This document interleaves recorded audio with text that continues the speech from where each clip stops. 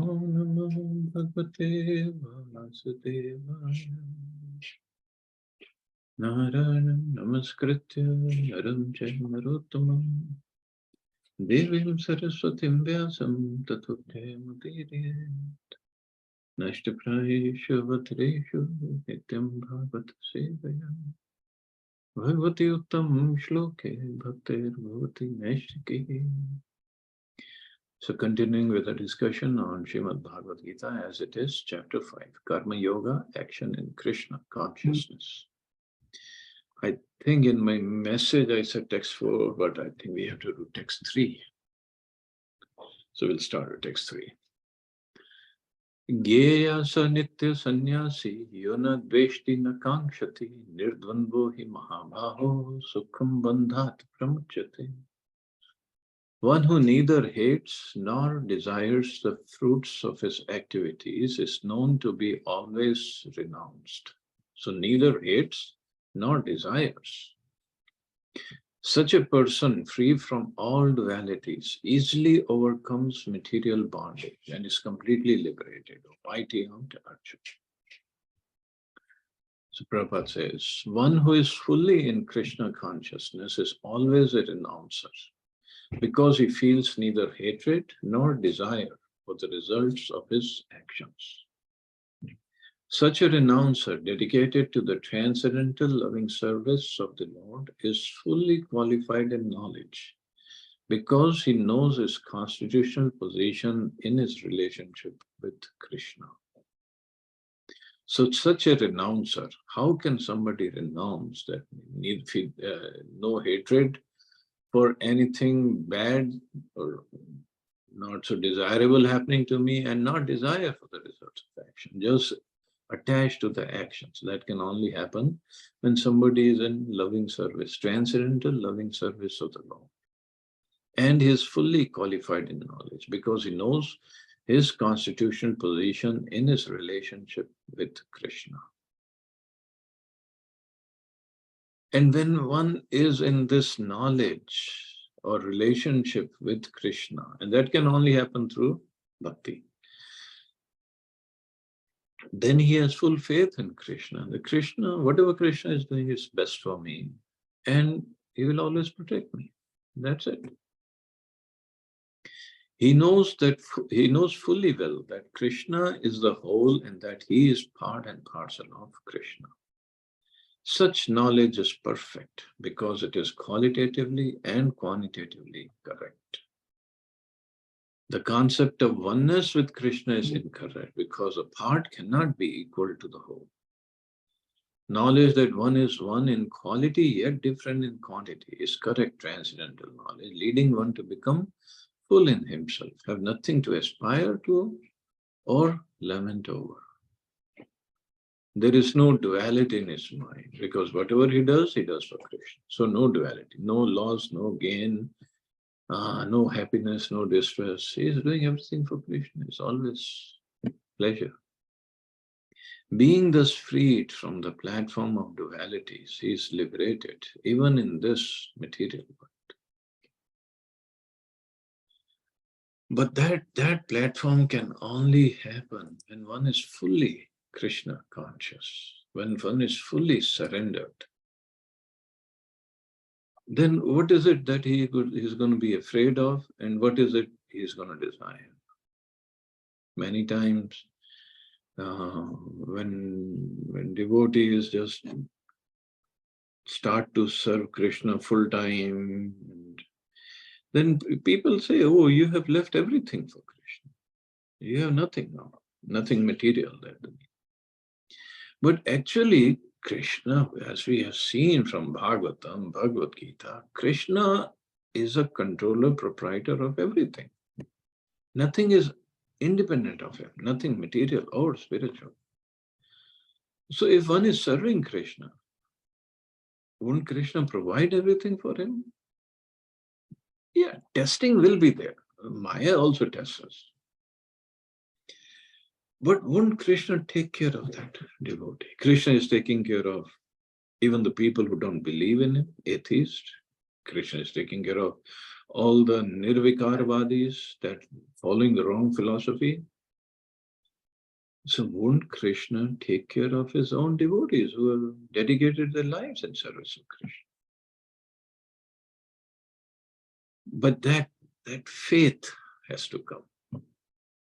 And Krishna does take care. It's not that he doesn't. He does. And later on we'll see that verse where Krishna says, Yoga Kshemam Bhajami Aham. He says, I do personally. I don't get it done through somebody else. For a person who's fully devoted to me, I take care of him personally. No, personally doesn't mean he's going to show up as Krishna with flute in his hand. He can, or who can stop him, but he can come in any form to take care of his devotee. But he does it. This is his promise. And that is why devotees are, they're not afraid or lament over if something negative, so-called negative, happens in their lives. And they don't give up faith in Krishna, bhakti of Krishna either. Look at, Krishna is telling all this to Arjuna and what Pandavas went through before the war. We all know. But they never lost faith, especially Arjuna, never lost faith in Krishna. This is bhakti. And this is what Krishna wants to see in us. That's the whole idea of Bhagavad Gita. Sankhya yoga prithag bala pravadanti na pandita ekam api astita samyak ubhyor vindate phalam. Only the ignorant speak of devotional service or karma yoga as being different from the analytical study of the material world, Sankhya yoga. Those who are actually learned say that he who applies himself well to one of these paths achieves the results of both. Ultimately is devotional service, whether we call it karma yoga, the real karma yoga, or Sankhya yoga. Ultimately, it will lead one to devotional service. So let's see what Prabhupada says. The aim of the analytical study, which is Sankhya yoga, of the material world, is to find the soul of existence. The soul of the material world is Vishnu, or the super soul. So soul of existence, soul of our body is whatever the soul is, but the soul of the material world is Vishnu, because without that soul or super soul being there, activity cannot happen. Nothing can happen in the material world, and nothing happens. So one who understands this analytical study, Sankhya yoga, Sankhya philosophy, what he will do? He'll only engage in service of the super soul, because this is the position of the soul. Devotional service to the Lord entails service to the super soul. One process is to find the root of the tree, and the other is to water the root. So just finding the root of the tree is not enough. We have to water the root. We have to know the purpose of the root. We have to know our relationship to the root and how to get the fruits. Only by watering the root. So the real student of Sankhya philosophy finds the root of the material world, Vishnu, and then in perfect knowledge engages himself in the service of the Lord. So that is a real student of Sankhya philosophy. Not the atheistic Kapila the other day we were talking about in Chaitanya Charitamrita. So atheistic Kapila, he gave the Sankhya philosophy, but minus soul and minus the super soul. He said everything comes around by the combination of modes and other elements. But that's not right. That's atheistic. Lord Kapil Dev, the word he gave, that's all the elements plus the soul plus the super soul. And so super soul is a root of Vishnu, is a root of everything. And then in perfect knowledge engages himself in the service of the Lord. So that is the whole idea. Therefore, in essence, there is no difference between the two because the aim of both is Vishnu. Those who do not know the ultimate end say that the purposes of Sankhya and Karma Yoga are not the same. But one who is learned knows the unifying aim in these different processes. So Karma Yoga is obviously working, doing everything for the service of the Lord. So it's also explained in a way, how is work and renunciation the same? If I'm holding a rock in my hand and I want to pick up an axe, I drop the rock to free my hand, then I can pick up the axe. Similarly, someone with material desires must first drop his material attachment before acquiring a spiritual taste. So these two steps can also be performed as one step. By picking up one object, I'll automatically drop that. Karma Yoga done with detachment allows us to become materially detached and spiritually attached at the same time. So Karma Yoga and then Sankhya Yoga, they both lead to the same devotion service. They follow it properly. Again, yoga means to engage in the service of the Karma Yoga. We do some karma, but we have some desires. So until we engage those desires in the service of the Lord, then it doesn't become yoga. There's no link. So it's a roundabout path of devotional service, but it ultimately leads one to devotional service. No? Yat sankhya prapyate sthanam tad yogyarapi gamyate. Ekam sankyam cha yogam cha yah pashyati sa pashyati.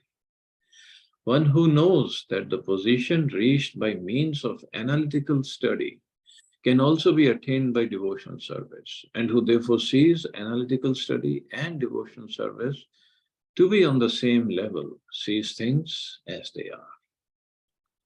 So it's Sankhya Yoga and devotional service to be on the same level. The real purpose of philosophical research is to find the ultimate goal of life.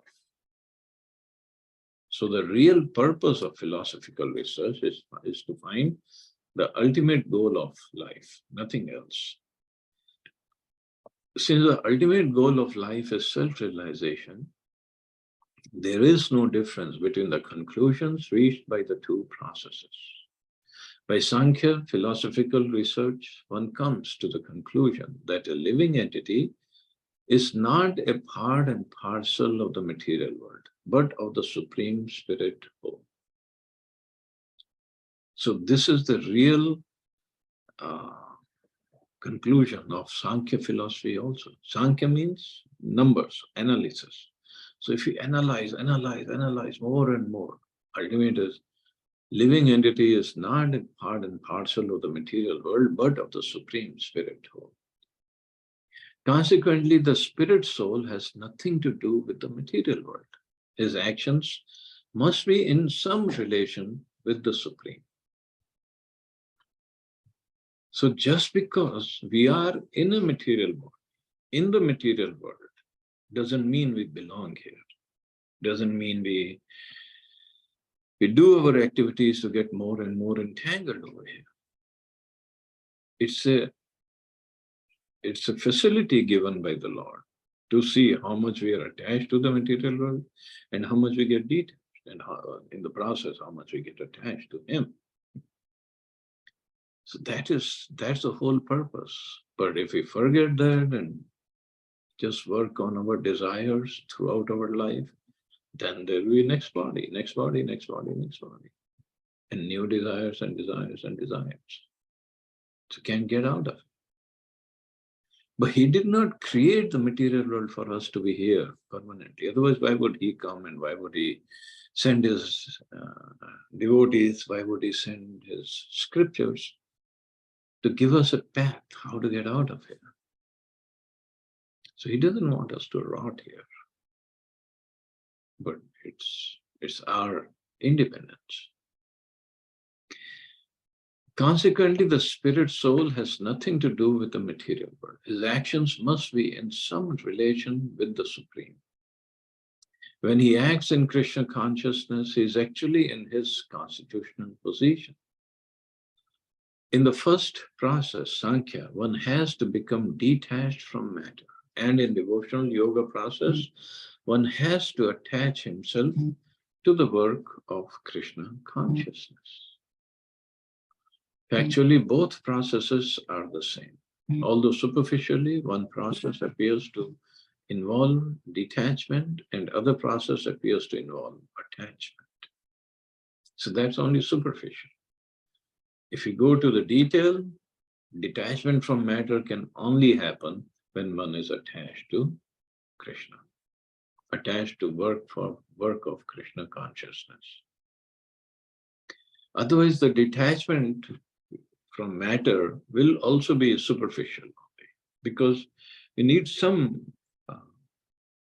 something to get attached to. This is the nature of the soul. Detachment from matter and attachment to Krishna are one and the same. One who can see this thing, sees things as they are. So this verse begins Sankhya Yoga. Here Sankhya refers to Jnana and Yoga refers to Nishkam Karma Yoga. Krishna clearly recommends devotion service, Karma Yoga, as a better means to achieve the goal, even though both Jnana and Karma Yoga lead to Sthanam Shashvatam, the supreme eternal abode. So it leads to the perfection, but best is to work in devotion service, Karma Yoga. So here Krishna is not describing two paths like Jnana Yoga and Karma Yoga. He is only saying the two aspects of one path. Path is only devotion. Now, aspect could be, I want to achieve it through Jnana, through Sankhya Yoga, through analysis. Well, you can try, or better to just work on it and then get all the knowledge, because it also Krishna says in Bhagavatam, Bhagavatam says, one who is on the path of devotional service, then Gyan and Vairagya, they happen automatically. They develop, and very soon they develop, Gyan and Vairagya. But sometimes people call that devotees are only sentimental, they don't have knowledge.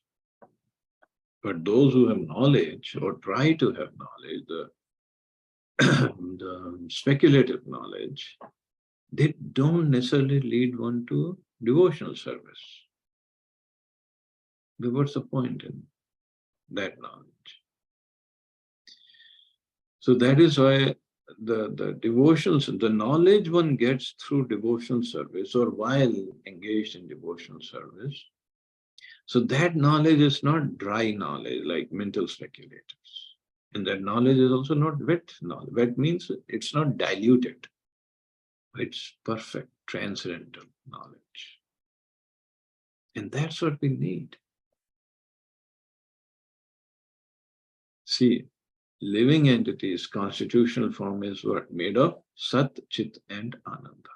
Sat means eternal, Chit means knowledge. Ananda means bliss. So the living entity or soul needs all these three to be perfectly placed. And all these three in full. Now, if by Gyan or dry speculative knowledge, one gets some knowledge, not in full, he will get also knowledge of eternality because soul is eternal. But he will get some bliss, some Ananda, but not the complete bliss of being in service of the Lord. And as we are studying in Chaitanya Charitamrita, it's funny, I mean, Bhagavad Gita, although Prabhupada mentioned this is the elementary knowledge, for devotional or for elementary spiritual knowledge. Of course, even this elementary knowledge is very, very high for us. But we are studying Chaitanya Charitamrita also at the same time, rest of the 7 days.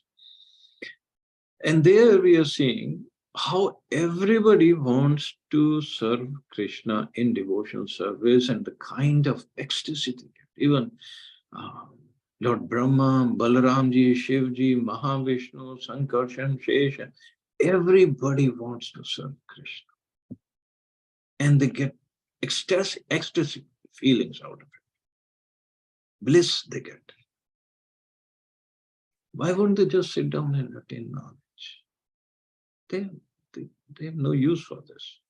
It's not like they don't have knowledge. Brahmaji, Balramji, all the knowledge comes from them. Balramji is called Adi Guru because he can engage somebody in devotion, everybody in devotion service of Krishna with knowledge.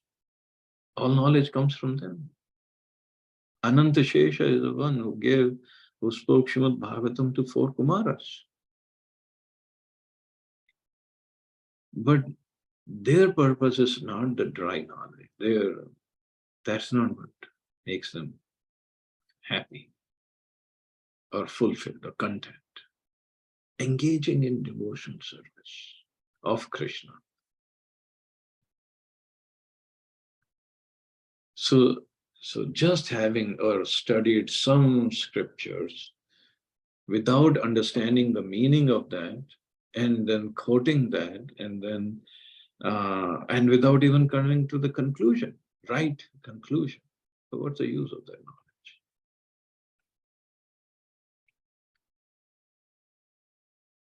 Sannyasastu mahabaho dukkham aptam ayogataha yoga yukto munir brahma na achirena digacchati.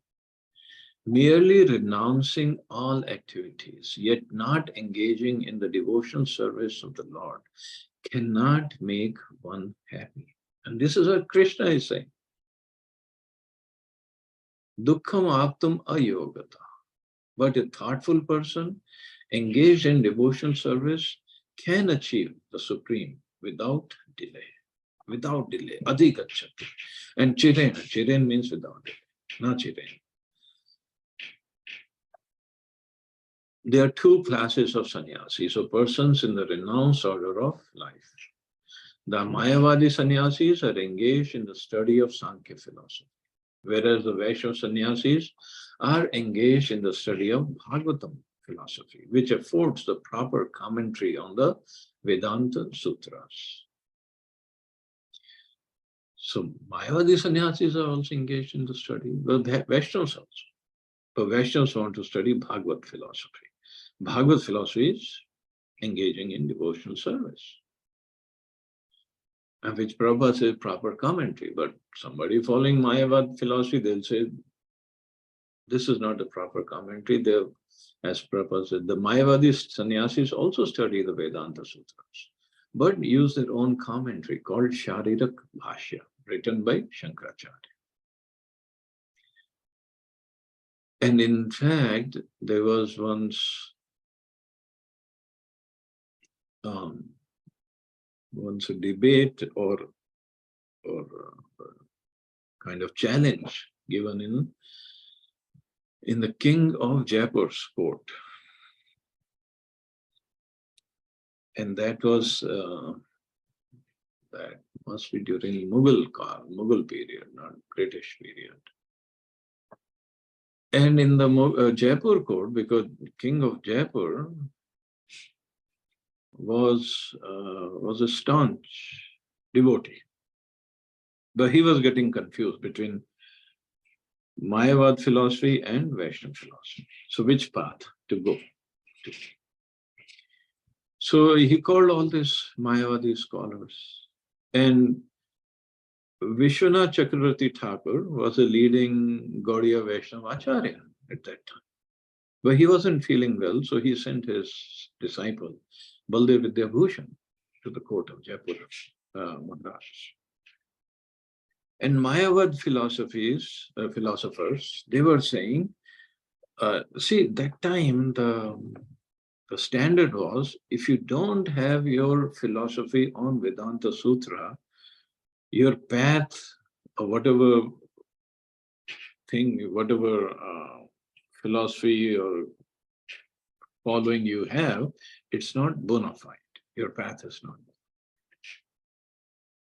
So Baldev Vidyabhushan said, well, according to our predecessor Acharyas and according to Chaitanya Mahaprabhu, so Gaudiya Vaishnavas, we follow that Srimad Bhagavatam is natural commentary on Vedanta Sutra, and we follow that. But these Mayavadi Acharyas, they started blaming, no, this is not correct. This is a general statement. You have to have your own commentary on Vedanta Sutra if you want us to give you a status of bona fide. Because they knew Ramanujacharya had his commentary, that path, and Nimbarkacharya had his, and Vishnu Swami had his. But it was only Gaudiya Vaishnavas. They didn't have their commentary. So Baldev Vidyabhushan, very big scholar, great devotee, but to write a commentary on Vedanta Sutra, that was a big task. So he asked the king, okay, give me some time. How much time? He said, give me some time and I'll let you know. So in Jaipur, he went to take darshan of Govind Dev Ji. And he cried. He said, what is this? Now they are trying to prove that our path is not bona fide. Chaitanya Mahaprabhu, whatever he gave is not bona fide. And they're going to throw us out and take over your service and try to do your service their own way, in a Mayavadi way. What is it? Not right. So Govind Dev Ji came, at night, Govind Dev Ji came to his dream and he said, you start writing the commentary. Where is the problem? Baldev Vidyabhushan, he said, writing a commentary on Vedanta Sutra, you know how long it takes? He said, you write, I'll help you. So within 2 weeks, never heard of anybody writing commentary on Vedanta, full Vedanta Sutras. I don't know how many are there. He wrote the commentary in 2 weeks. And he came back to the kingdom of Jaipur, king of Jaipur's court. And he said, this is my commentary. They said, what did you name it? Like Shankaracharya named his commentary as Shariraka Bhashya. Baldev Vidyabhushan said, because this is written by the mercy of Govind Dev Ji, I'll call it Govinda Bhashya. And when he presented that commentary in that assembly, everybody read it and they just fell down at his feet, something like that. Nobody could believe he could write in such a short time and explaining the meanings of Vedanta Sutras in a Vaishnava, properly Vaishnava way, devotional way. So the Lord, when he wants to do something through somebody, what's so difficult? So coming back to the purpose, the students of the Bhagavad school are engaged in the devotional service of the Lord according to Pancharatriki regulations. And therefore the Vaishnava sannyasis have multiple engagements in the transcendental service of the Lord. So Mayavadi sannyasis, they have only one engagement, to study, to keep on studying. And they do austerities. I'm not saying that they don't, but Vaishnava sannyasis or followers, they have multiple engagements. The point is, everything should be used in the service of the Lord. We cannot renounce everything. We should renounce the desire to enjoy these things separately from the Lord. But we cannot just renounce that, oh, it's Maya. Everything comes from the Lord and everything can be used in the service of the Lord. The Vaishnava sannyasis have nothing to do with the material activities, and yet they perform various activities in their devotional service to the Lord. But the Mayavadi sannyasis engaged in the studies of Sankhya and Vedanta speculation cannot relish the transcendental service of the Lord, because they, first of all, they don't even believe in the form of the Lord. Mayavadi philosophers for followers. They also engage in the deity worship. We might think that they don't believe in deity. They engage in deity worship, but the consciousness or the conclusion is that ultimately everything is light. This deity that we are serving is made of earth, water, fire, air, ether. Ultimately, this also merges into light. But for devotees, deities is non-different from Krishna. Maybe made of what we see as material, earth, water, fire, air, ether. But when we do Pran Pratishtha, when Krishna comes and accepts our service through the deities, in the deity form, deity is transcendental. It might look like to us a material form, but it's not material. Because our eyes are material, our senses are material. So he comes and gives us a chance to serve spiritual looking like material, so that we can get spiritualized, we can get purified, we can develop attachment for him. But Mayavadis, when they serve, they don't serve in that mode. So again, it's the consciousness that matters. Activity is the same on both sides. It's the consciousness. And the result will be according to the consciousness. Because their studies, talking about Mayavadis, because their studies become very tedious, they sometimes become tired of Brahman speculation. And thus they take shelter of the Bhagavatam without proper understanding. Consequently, their study of the Srimad Bhagavatam becomes troublesome.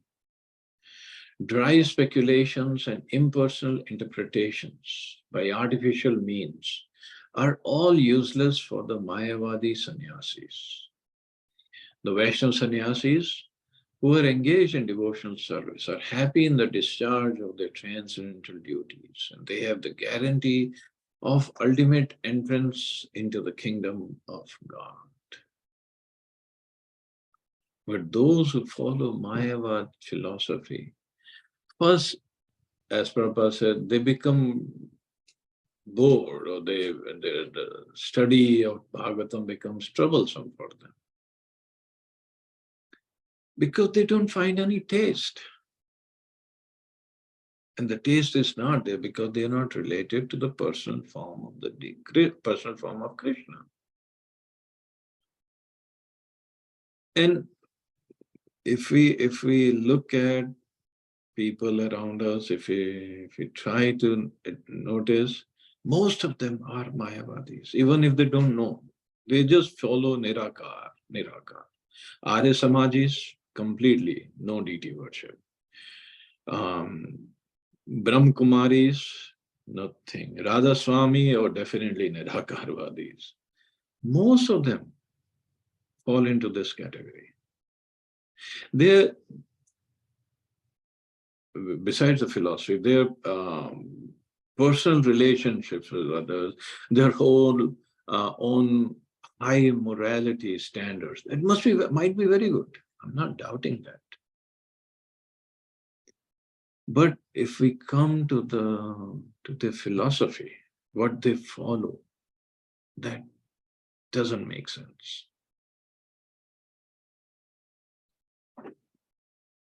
It just doesn't make sense at all.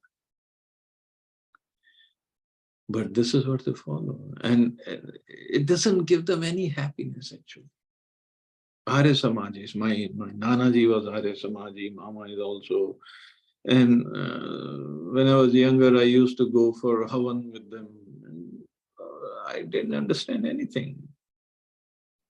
What yagya, what Havan we are doing. Of course, I didn't know this philosophy given by Prabhupada earlier, but I just didn't connect. But they would be very happy after doing Havan. What's the meaning of all this? And now also think of Christianity. They believe in Jesus Christ. They believe in, if you go to church, they believe in Mother Mary is there, the deity of Mother Mary is there. But they don't really engage in the service of Jesus Christ and Mother Mary in a personal way.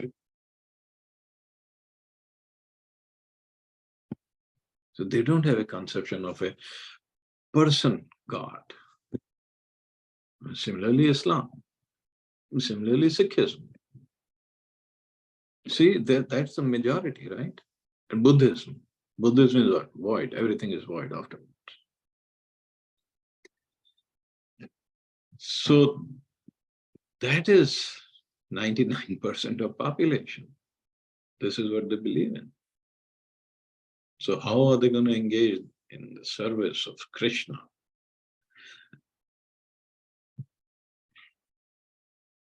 That is where Vaishnava preachers come into the picture. Srila Prabhupada, and of course his predecessor Acharya, but Prabhupada was a revolutionary. He came to America and then traveled all over the world in only 12 years. 108 temples all over the world, 10,000 disciples. It's not a joke. But this is what he came to change the consciousness of his followers. His followers were not from Vaishnava sects. They were not born into that. They were not following that philosophy. His followers were all Mayavadis, Nirakarva. They had no concept of God. They didn't know who God is. This is where the mercy of devotees come into picture. Mercy, very, very important. And that can transform the thought or heart of a person. So dry speculations and impersonal interpretations by artificial means are all useless for the Mayavadi sannyasis. The Vaishnava sannyasis who are engaged in devotional service are happy in the discharge of their transcendental duties, and they have the guarantee of ultimate entrance into the kingdom of God. And probably they have the guarantee of ultimate entrance. And for Mayavadi philosophies, it's all useless. The Mayavadi sannyasis sometimes fall down from the path of self-realization and again enter into material activities of a philanthropic and altruistic nature, which are nothing but material engagements. So Mayavadi sannyasis sometimes fall down from the path of self-realization, whatever their level of self-realization is, and again enter into material activities, such as opening hospitals and schools and this and that. Somebody will say, what's wrong with that? Well, it's a material activity. It's not spiritual. Again, depending upon the consciousness. ISKCON also has a hospital in Mumbai. So they're also treating the patients, the doctors there. But what's the difference? Difference is all the doctors are devotees, and I believe initiated devotees, means everybody chants his rounds in the morning, comes to the service, comes to his hospital. All the nurses, either they are devotees or they are trained into Vaishnava practices. All the patients, whether the patient is Hindu, Muslim, doesn't matter, gets the same caring, gets to eat prasadam every day, and they have made a cart of Lord Jagannath, and that Jagannathji in that cart, he goes to every patient's room every day. He is on his Rath Yatra every day, and every patient gets to offer flowers to Lord Jagannath when he comes on his cart, small cart. So this is, and the Hare Krishna Mahamantra is going on whole day in the hospital, and deity of Prabhupada is there in the lobby, main lobby. And they have also a small temple where to offer the bhoga. It's a wonderful arrangement. So it's not just they're treating the body, they're also treating the soul. So that is Vaishnava philosophy. That's the Vaishnava path. So opening schools and hospitals is not wrong, but with what consciousness we are doing. Therefore, the conclusion is that those who are engaged in Krishna conscious activities are better situated than the sannyasis engaged in simple speculation about what is Brahman and what is not Brahman, although they too come to Krishna consciousness after many births. After many births. So, bahunam janmanam ante jnanvan mam prapadyate. So this is the process and the correct process to be engaged in Vaishnava philosophy. So merely renouncing all activities, yet not engaging in the devotional service of the Lord cannot make one happy. But a thoughtful person engaged in devotional service can achieve the supreme without delay. So this is the right process. Okay, I guess I can stop here. See anybody has any questions or comments?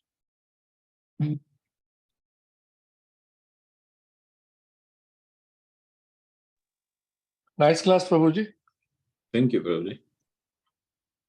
Prabhuji, in terms of a philosophy, yes, we see the Vaishnava has a better philosophy. But in terms of a seva,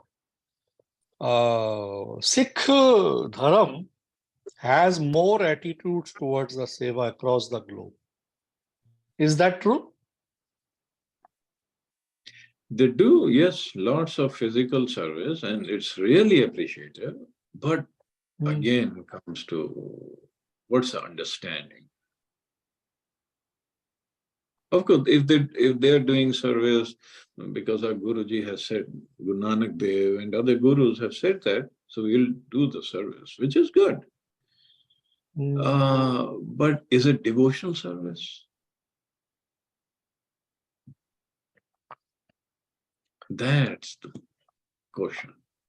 So one is pious activity, one is bhakti.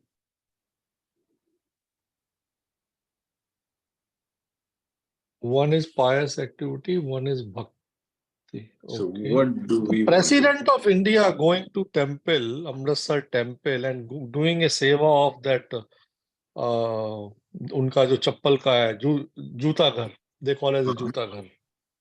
Doing a service as a जूता घर, a president of India, that means he's showing his humbleness. So is it come as a pious activity or the devotional service? Or how do you read this? Okay, so what is bhakti? Let's come down to this. What is bhakti? Yeah. Bhakti is various, there are various way you can define it. And one of the way thing is that whatever you are doing it, you are doing for the pleasure of Krishna, that way. So for the pleasure of Krishna, that is the criteria, right? Yeah. How do you know what pleases Krishna?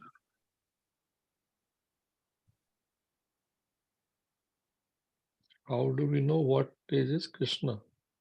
Yeah, you know the criteria, but now how do we define? I mean, how do we bring it to the practical level?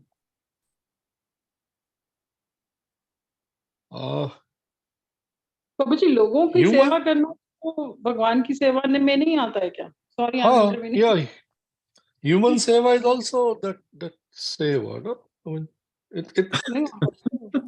it's a bhakti or a devotional service. If you look at Prabhuji, this Shri Ravi Shankar. Devotional service is the same thing. So they're just bhakti and devotional service, same thing. Yeah, bhakti and devotional, that's the same thing.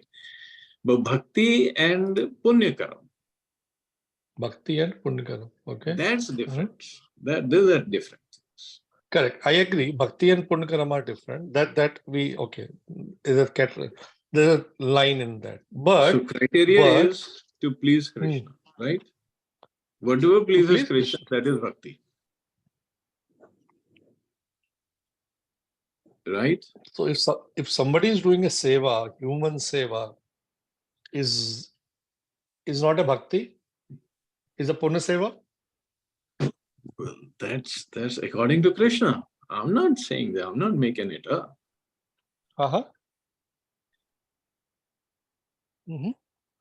So punya is good, no doubt about it. Pious activity is wonderful. But is it bhakti? Right. Is it going to take me out of the material world? It is going to take me. Okay.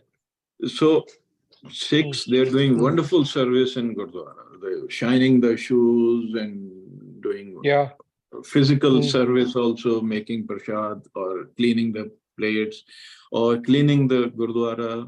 Wonderful. Not against that. Definitely not against that. Right. No. But yeah. And devotees should also do that in, suppose if we take example of ISKCON temple, we should do cleansing of the temple, making prasadam, cleaning the shoes of every devotee, but with what consciousness? If I clean the shoes of visitors who are coming there, understanding, thinking that, oh, they all are coming here because they are coming here to see my Lord. Lord will be happy, Krishna will be happy to see them, they will be happy to see Krishna. They are Krishna's guests. I am a servant of Krishna, I am a servant of his guests. So I'm serving this, I'm doing this seva.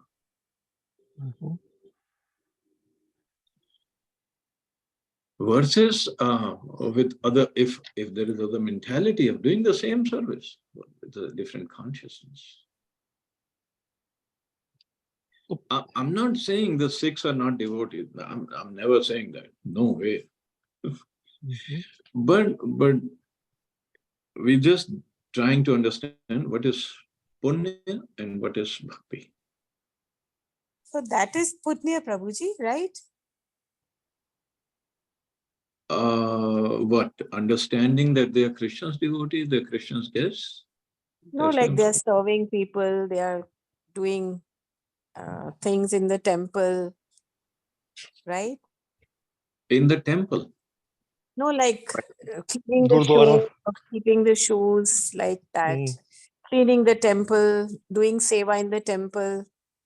But doing seva in the temple with the consciousness, again, coming to the word of consciousness, that, oh, this is Krishna's temple.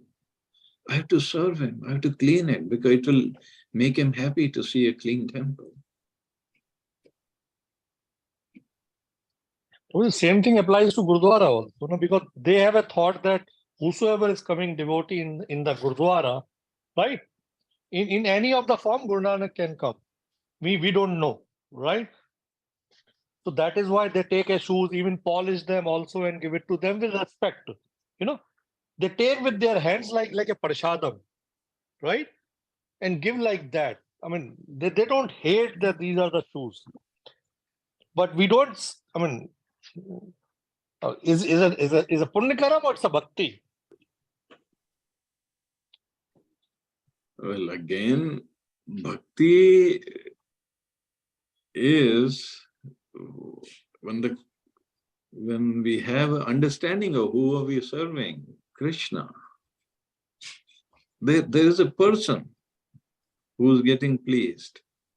Of course, in their case, I'm not saying nobody is getting pleased, but they don't even have a concept of who's God.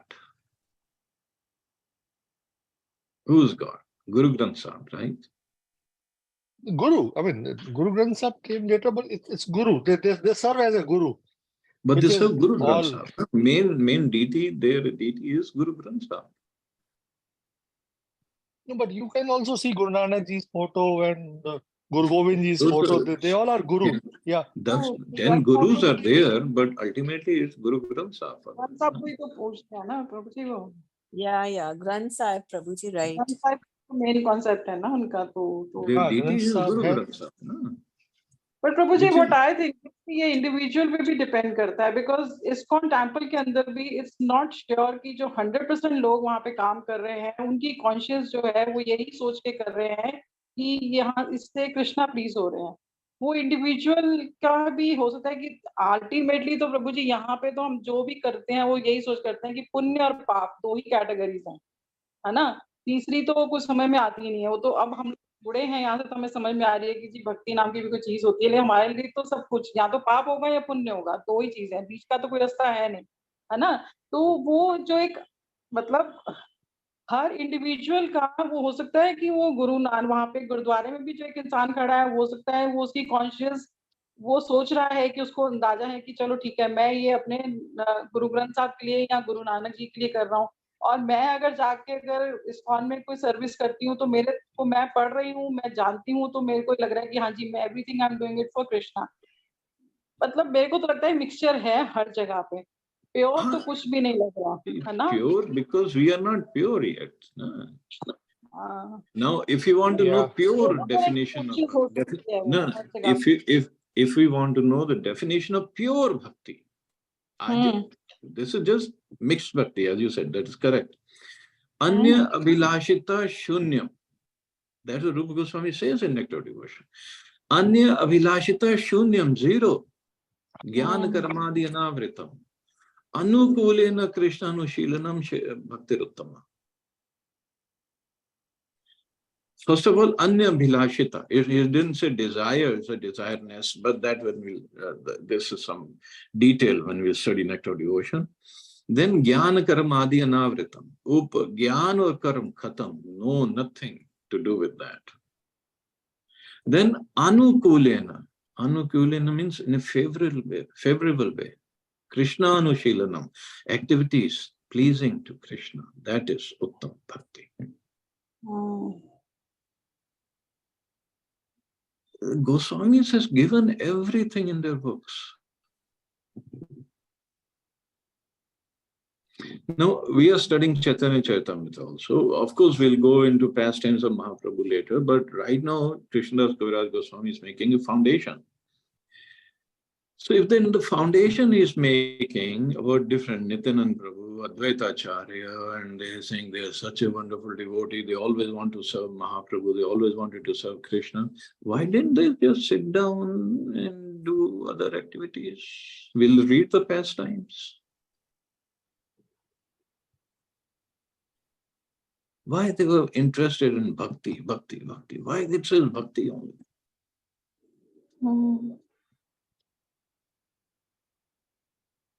And that's Mahavishnu, Balramji, Shivji, Brahmaji. They have come in these forms to engage in bhakti, to get the bliss, and to show us how to do bhakti. Why they were doing this?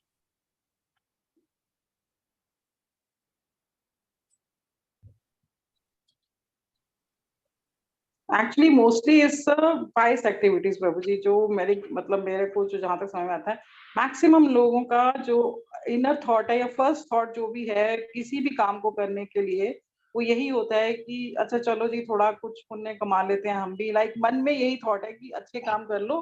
तो हमारे पास तो एक ही concept होता था, स्वर्ग या नर्क, अच्छा या बुरा। वो जो दो कॉन्सेप्ट जो चल रहे हैं ना, वो अभी भी ऐसा ही है पूरे, लाइक आई कैन से मतलब दुनिया में यही कॉन्सेप्ट चल रहा है कि या तो अच्छे कर्म कर रहे हो तो ठीक है, आपको ठीक है, आप सही राह पे हो, बुरे कर रहे हो तो आप गलत राह पे हो। और अच्छे और बुरे की जो डेफिनेशन है वो बस पायस एक्टिविटीज में ही है, भक्ति वक्ति बहुत दूर की चीज है, वो नहीं समझ में आती। वो क्योंकि समझाई नहीं गई ना, हमने कभी समझी नहीं। पायस एक्टिविटी, अब ये प्रभुपाद ने यही तो बताया, पायस और इम्पायस एक्टिविटी ऑल मटेरियल, स्पिरिचुअल क्या है इसमें, और पायस एक्टिविटीज का रिजल्ट क्या होगा? Then next life, or even in this life, we can, whenever Krishna wants to give us a reaction, next life will have a better lifestyle, comfortable life, because I have already done the pious activities. Now I have to get the reactions. But next life is also there, miseries are also there, and the chances are I'll do sinful activities in that life. Now look at Elon Musk, Bill Gates, Steve Jobs, wonderful billionaires. The money amount they have, we can't even imagine. So they must have done plenty of pious activities to come to this level with this kind of money, power, position. Yeah. But are they doing sinful activities right now or not? Along with good activities also. I'm not saying only sinful. It's Are they mixing or not? actually? Mixed. So mixing, so they will get the reaction, mixed reaction sometime. So, but what's the point? They're not out of the material world yet. The same applies to the people who are follower of ISKCON. Na? What percentage of devotee in ISKCON are really doing the pure thing? They are not mixed. Because the Maya is so strong, isn't it, Prabhuji? True, but this is where Krishna's mercy comes in. Now, you cannot negate that. We'll read. Krishna covers all these points, what we are saying in Bhagavad Gita. They all will be covered.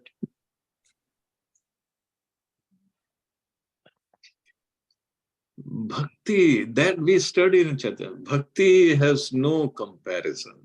There is no comparison. Even if the devotee that we see right now, even if he is doing all sorts of nonsensical activities, but he's chanting, even if he is not chanting purely, it's like Prabhupada explained, if somebody is dirty and lots of dust and dirt and everything is there on his body, but bhakti means he's taking shower.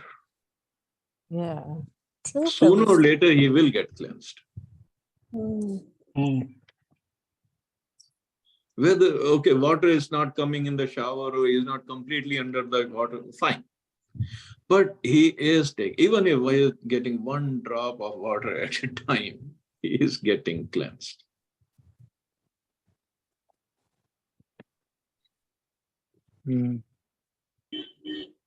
What to speak of Sikh? I mean, then Christianity also. I see many wonderful Christians going to churches and doing so much of pious activities. They do so much of donations. They take care of people, build houses for them, poor people. But ultimately, it's pious activity, which is good. Nothing's wrong with that. But it's not the best. That's all.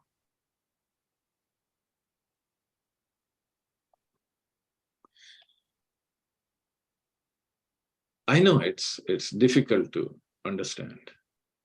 But all the point that you are making, is pious activity okay or not? This Krishna, if you want, I can cover this next class. In 12th chapter, he covers this. The four shlokas, he covers all this in 12th chapter. So, Prabhuji, bhakti is like to really love God, right? Yeah, but we start the process somehow, somewhere. We are not at that level yet, granted. Yeah, true. But we are on the process. You have to really love him in all the aspects. Yeah, that's pure bhakti. It's like Prabhupada also explained, if there is a mango, a green mango is also mango and fully ripe mango is also mango. So, but fully ripe mango is very tasty, nectarian, and its aroma is very nice. And green mango doesn't have all that. But so we are at the green mango stage. Right. And slowly getting dry. That's all. Another thing, that was just a small thing just came in my mind. क्यों ये लोग बाहर जो इतनी सारी debates होती रहती हैं आउटसाइड, मतलब लाइक होल इंडिया के अंदर ही, लाइक आर्य समाजी, निराकारवादी, दे और just sit and you know scholars बैठे हुए हैं, पता नहीं क्या क्या क्या क्या बोलते जा रहे हैं एंड ऑल दैट. तो मेरे को तो यही मतलब आई जस्ट कीप थिंकिंग, होते तो सब हम सब हैं तो एक ही उसमें ना, वी कम्स इनटू द सनातन धर्म only one this thing, one roof. तो फिर ये डिबेट्स आपस में ही इतनी ज्यादा क्यों, किस लिए लोग आपस में इतना ज्यादा, मतलब they waste so much of time, घंटों बैठ करके डिबेट करते रहेंगे और कुछ कंक्लूजन नहीं है, कुछ नहीं है, just a wastage of time. और सब कुछ अगर जैसा ही है पाया, मतलब सब लोग पायस एक्टिविटीज ही कर रहे हैं, सब लोग कोई कुछ ऐसा ही, सबका मेन एक ही है कि सब अच्छे कर्म करो, सब अच्छे कर्म करो, अच्छे कर्म करो, एक ही कॉन्सेप्ट चल रहा है सबका। चाहे वो आर्य समाजी है, वो भी कह रहे हैं अच्छा बस एक ही कर, अपने कर्म अच्छे रखो जी, बाकी कुछ करना नहीं है। तो ये जो एक दुनिया अलग ही चली जा रही है, एक अलग ही रास्ते के ऊपर, उनको कोई समझ ही, मतलब एक ठिकान का सिर्फ एक ही मोटो है, अच्छे कर्म करो, अच्छे कर्म करो, अच्छे कर्म। तो वो लोगों का उनका जो है वो सब यही रहेगा, birth after birth after birth, and उनका कुछ कोई उनका गाना नहीं है लाइफ टाइप। नहीं नहीं नहीं नहीं, सी अच्छे कर्म करने से क्या होता है कि there is some time we'll might do agyat sukriti. Agyat sukriti means something that we do that pleased Krishna or his devotee. Just like Prabhupada, he was on a morning walk once with his disciples in a park, and an American person was coming by, and all he said was good morning to Prabhupada. And when he left, when he crossed, Prabhupada told his disciples that he just did Agyat Sukriti. All he did was say good morning, nothing else. Yeah. So Prabhupada said he did Agyat Sukriti, saying good morning to a devotee of the Lord. Greeting to somebody, yeah. That's all he did. And when the Agyat Sukriti bank balance becomes good bank balance, good amount, then he gets a chance to come in association with devotees and learn more. Again, his independence is still there, whether he makes progress or not, whether he learns more or not, whether he associates more or not, it's all up to him. But he has an option. So yes, good pious activities are always wonderful, always. Nobody says no to that. And who is a devotee, we don't know, because from that aspect, we just doing good activities, serve, help others. Of course, at time of bhakti also doesn't mean we should be so proud that, oh, I'm serving Krishna, so I'm not going to do anything else. That is not correct attitude. Bhakti means we should think, I'm fortunate. Krishna and Guru's mercy, I'm here. So I have to give this to others also. Yeah. Okay. Not that we become proud, oh, I'm on a higher pedestal than you are and you're supposed to serve me. No, no, no. Then he hasn't understood bhakti yet.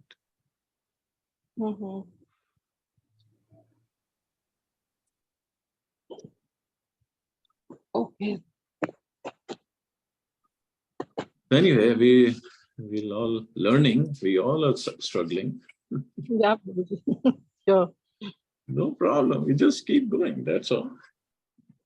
Yeah. Okay. Okay.